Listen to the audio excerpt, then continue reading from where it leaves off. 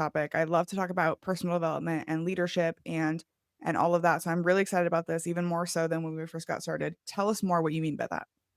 So I have been through quite a bit of journey in my entrepreneurship journey.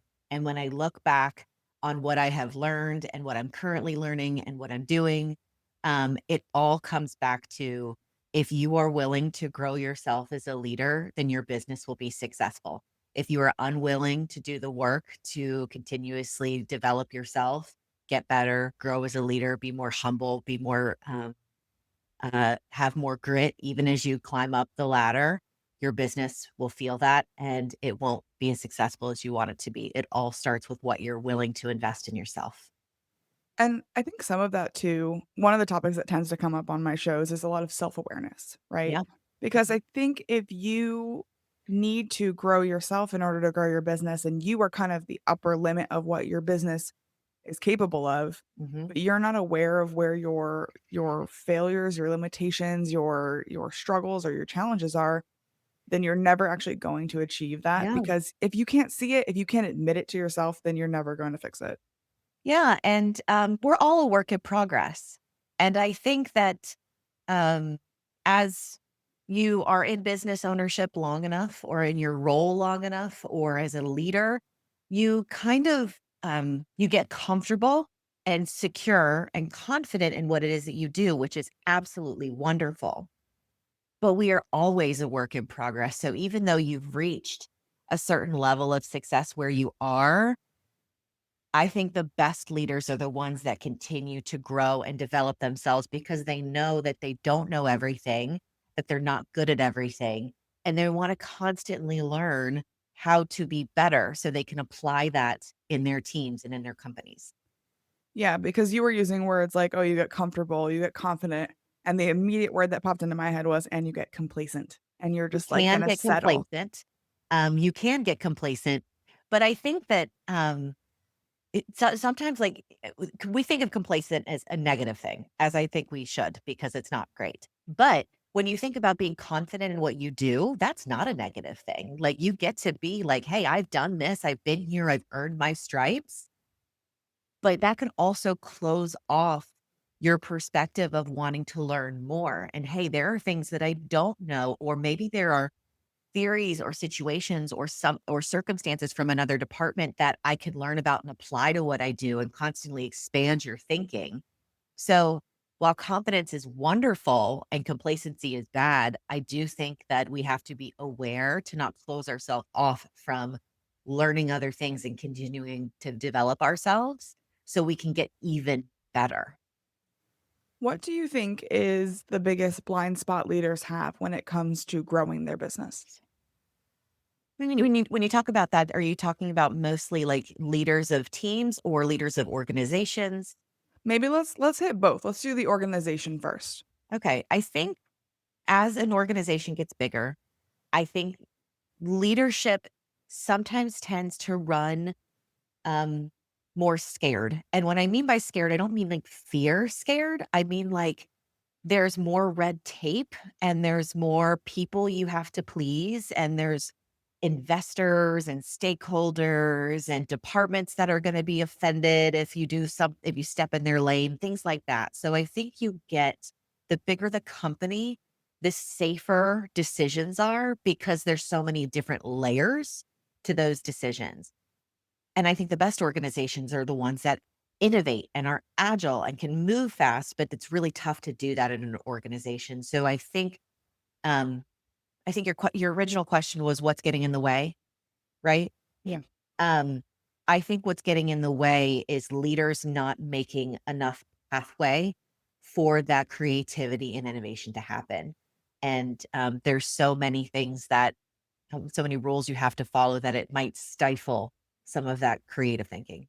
Yeah, I consulted for a, Fortune 100 company, so big organization, global, and I have a distinct memory of sitting through a 45-minute meeting, no joke, on which word should be bolded in an internal email that was gonna go out to, like, 60 people that none of them were gonna read, and I remember thinking, like, "Is this really at its core, like, what the company was meant to do?" Because I think a Yep. lot of companies at that size, they get away from what their purpose was and what their intent was, right? Your intent was not to sit in 45-minute meetings with 15 people to decide what words to bold and what words to not bold. Yeah. And I think when you're in a smaller organization, you're closer to the money. And so you look at a meeting like that and you say, what an expensive meeting to talk about a bold letter. Now, granted, I am, like I said, we're all a work in progress. I am not perfect. Have I been the reason that we have talked about a bold letter for 30 minutes? Yes, I have. So, Oh, but 100% same. yeah, But 100%. But I think going back to what you're saying, the mission of the company is to do X, Y, and Z. If that bold letter is going to do X, Y, and Z, have the 30-minute meeting. But does it need 15 people? That's an expensive meeting. Can we streamline? Can we would like it's getting out of the pathway of what's normal. And that becomes normal in a larger company. And I think that's where people get really irritated and they get complacent and they get stagnant because it's like, I can't move. I feel stifled. yeah, and it's hard too, right? Because the bigger your organization gets, the more diluted the viewpoints are. If the founder is no longer a part of the company, the person who originally created it, invented it for whatever reason is no longer there, Yeah. you do lose a little bit of that like founder-led advantage. Now, Mhm. not all companies should be led by their founders, right? Because sometimes as a founder, you need to step aside and let someone else do operations, but you lose a little bit of the reason why you were in the room in the first place. Yeah. Yeah. Going back to your question on what what was that question? I'm sorry.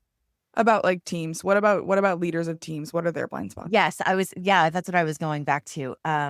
I feel like in smaller organizations, but ones that are still sizable, I think that they get in their own way by not exposing themselves to other things in the world and other ideas. Um, I think that it's really important that leaders get themselves in rooms where they feel uncomfortable, where they feel stretched, where they feel challenged, where they get their teams there too of constantly doing personal and professional development. I think that makes for a more well-rounded team and it makes for a better company because everybody's rising with the tide instead of just somebody else kind of pulling everybody along. So there's actual real science behind what you were saying. I just had this conversation with my husband because I read an article that said, people who shower more often are more intelligent and more creative and have better ideas. And I was like, "What could Interesting. what could the correlation probably possibly be there?" And I'm like, "Okay, so I'm just supposed to, like, spend all day in the shower." But it's actually that, our brains, in order to dump the waste that our brains have, we need what we call transition time. And that basically is time in which your brain is not being actively asked to do anything that you're Mm. familiar with. You're doing something either totally mindless or totally new. And I work from home and I said to my husband, I'm like, "Oh, I don't really have transition time. I'm from meeting to meeting to meeting to back to back to back. Yeah. Maybe I'm running to the kitchen and back, but there's no moment in time where my phone isn't in my hand, Uh-huh. where I'm not actively doing something for my business, where I'm not laser focused on it." And there's science to say that your brain isn't clearing that, so therefore you are not able to be creative because it's Mhm. essentially like your brain's getting bogged down and mucked up by all of the stuff that you're working on, and Yeah. so I've started going to a co-working space every I once thought in you a were gonna say while. you started showering more. I did start showering more, but I did start going to a co-working space and leaving my phone at home, and I'm Ooh, just talking girl. to I know, it's brave. Just Woo! talking to other entrepreneurs who are building something, and sometimes just hearing other people who are in a similar problem structure that I am, different problems that we're solving, but I've really found a difference in my ability to be creative and think outside the box because I'm opening my world to new perspectives when I'm not attached to this tiny little computer in front of my face. Absolutely, and don't you feel like your brain gets bigger? Like, it feels like time expands. It Yeah. feels like your brain pathways open up and they have, like, freedom to just take in more information. You think clearer, you have cooler thoughts, and it's Right. just it's so important to I say get yourself in rooms that challenge you, that grow you. And sometimes you don't have to be an active participant in that room. You can just be listening. That's Mhm. why I love conferences so much because I may not know anything about the content. I may know nobody there, but the speaker is going to say something likely unrelated to my business whatsoever, but it gives me an idea that I had never thought about. And it's the same concept of like if you've ever traveled for mission work or just ever traveled at all, where you go into a different culture and you're like, oh, I've learned things more about my own culture, having now gone somewhere to see somebody else's culture. That doesn't mean you have to apply somebody else's culture to yours, but it just gives you this exposure and this understanding of like, oh, I can apply some different things in my business. I can think about things a different way. And I think that's the best asset any good leader in a team could have is just exposing themselves first to things outside of what is commonplace for their role. And even better if they can do that with their teams too. So let's go back to speaking of that, let's go back a little bit to your origin story. You are a business owner. Tell Mhm. us a little bit about why you were, I'll use the word brave enough to leap into the world of entrepreneurship and business ownership. So going into entrepreneurship, it kind of felt like a calling. I felt very pulled that that is what I was supposed to do in my life. And my mom and I had a conversation, and she told me that she also wanted to do that. So we made the decision to go into business together, my mom and I. We've had it for 10 years now. At the time, we looked for franchises first because we wanted to see if there was an existing model that we could um, jump into. And when push came to shove, there wasn't anything that really put fire in our hearts in anything. So we came up with the concept of sourced by asking businesses what they needed and where they were underserved. And then we opened the business and have been on a journey of how do we do that the best that we can, better than anybody else in the industry. And so that's what we've been doing for 10 years. We've been very blessed to do that. It has not been without its bumps and its bruises. And girl, there's a whole podcast for another day. Um, but it has been wonderful. And I'm glad that you used the word brave when starting the business, not because I am so flattered that you thought that decision was brave, but I think anybody who does that, that is a brave leap to leave your job or start a side hustle or go out into the uncharted unknown. I think that's very brave of people to do.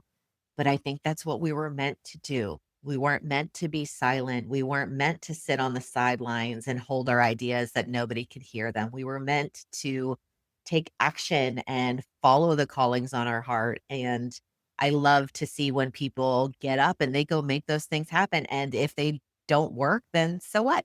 It's not that serious. It will go do something else.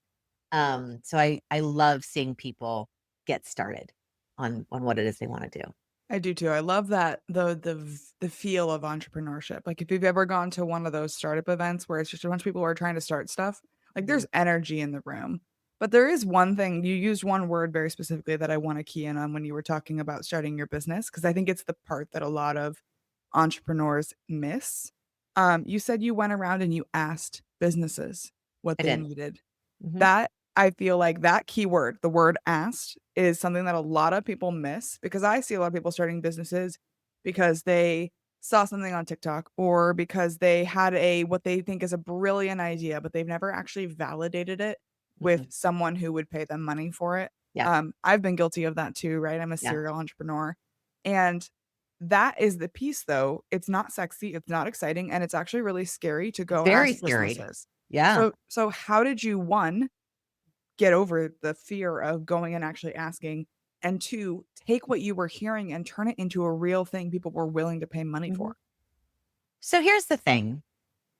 We've all had really great ideas and we get really passionate about things, but what I have found is that when you open up your hands to say, "I want some help with this. I need some advice. I need some guidance."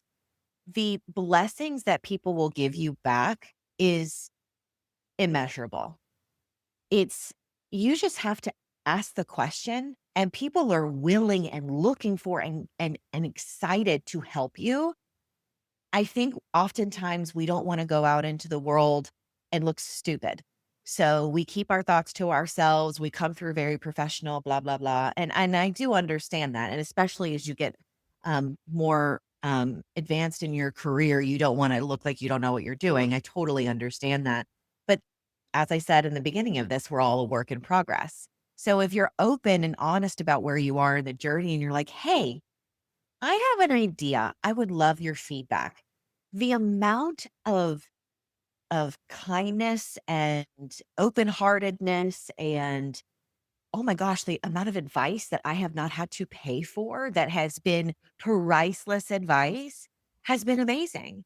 And so I think we don't want to put ourselves out there because we're scared of looking stupid when really you're just getting the best advice ever, totally for free, and people who literally want to help you.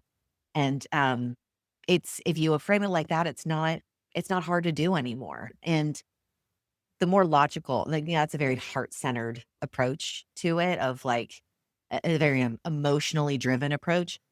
Logically speaking, you don't know if your idea is going to work unless you ask somebody if it's going to work.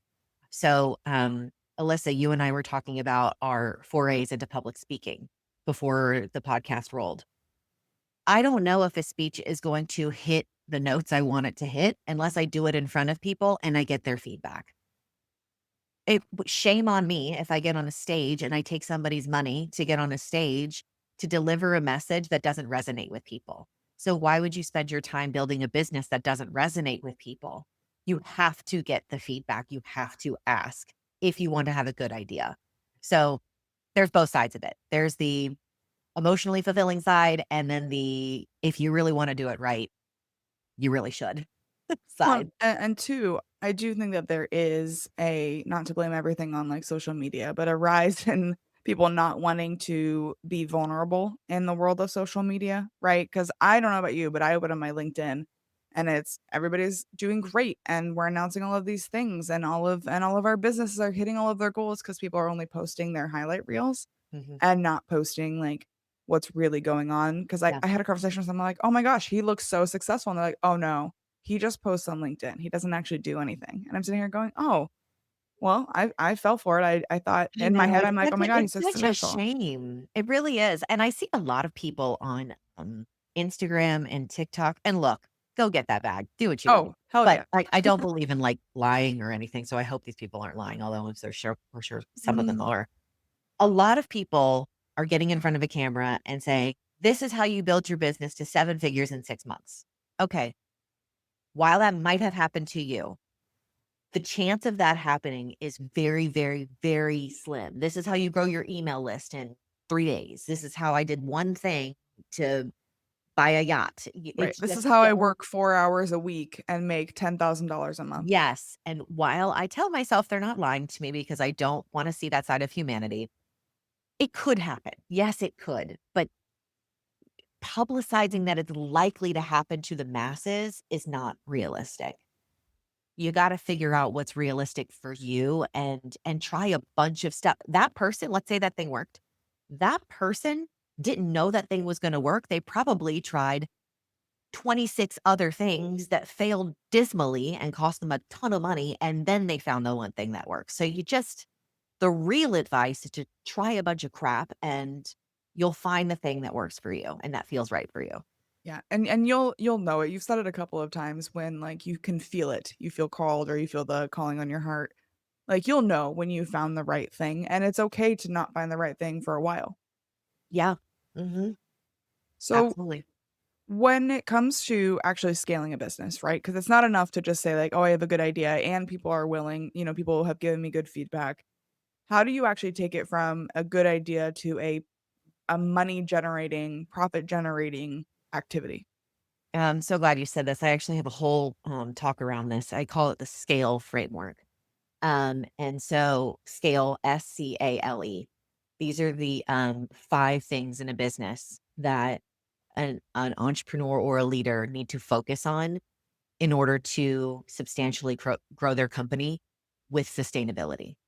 Being able to see through the ups and downs of everything. First one is systems. Second one is capital. A is for automation, technology. L is for leadership, and E is for expansion. These are the 5 ingredients I believe that help a business scale effectively, and looking at the things that matter in an order that will actually grow the business to be profitable and sustainable. Yeah, unfortunately, systems for a lot of entrepreneurs, not very exciting, not very sexy, not something people really usually, as one of them, I really don't want to start with systems, but I know inherently, like, okay, I have to have systems in place if I'm ever going to scale. You So do. tell us I more have a about little it. joke, Alyssa, that I should have called the S shower, not to be confused with your shower story, but, I have a story that I almost quit my business, um, while I was crying in the shower for the 4th time that week, and it was because and looking back on it, it was because I didn't have systems. And so when I give this talk, systems is the most important. I say if you get nothing else out of this 60-minute presentation, hear this. It is systems. You have to have ironclad systems in your business. Period, bar none, or you're vulnerable. Well, and I think a lot of us too, again, putting on my entrepreneurship personality hat, I want to skip right to expansion, right? Like that's Oh what I'm here to yeah. do. I'm here to grow my business. I'm here to be, someone who stands on stage and everyone applauds because she's so successful. But there is, to your point, 4 other steps before that Uh-huh. in your Mhm. framework. Yep. So Expansion is so fun, but it won't be fun if you don't make it strong, your infrastructure strong before you get to that. Because you can't have fun until you've built a business and you've built your capital in such a way and your team in such a way that can support the expansion that you want to have. if someone is currently crying in the shower and trying to figure out what comes next for their business, and here's this, what is the one thing you would have them do first in order to scale? But 100% create your systems. And when I mean create your systems, I mean create repeatable processes. So that is your standards, your processes, your how-tos, your instructions, everything in your business, every department, every role, everything needs a defined system around it. And then you document it. Put simply, write process, uh, create process, write process down really is what it is. That way you can train any new staff on that system, and then you can reinforce it with your current staff. And you're not just left to people's memory and what they can recall. That's not going to be consistent. That's not going to create growth. So that's why I was crying in the shower is I didn't have good enough systems. So what I want people to be doing in the shower is that transition mode and calming your brain to open up your brain for new ideas, not where I found, which was, wondering if I should quit it all. Right, actual sobbing. So that's perfect for us to transition to as we kind of close out our show. So, Gabrielle, thinking about all of the incredible people that you've had a chance to meet, or that you know, or that you aspire to know, who is leading the charge? Who is changing the way we build businesses? Hmm. There's so many people, and I know you told me to be ready for this question, and I'm still not. 'Cause there's so many people that I admire. Um, hmm,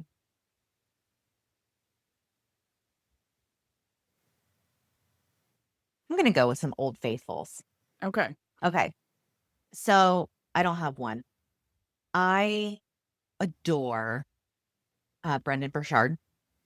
He is a high performance coach, and he studied executives and high performers to develop habits, but also not in just being a high performer in your business, but just a high performer in life and having a, a very aware, long barometer for feeling and emotion in life. I think that's really great balance. And I've also always followed Rachel Hollis.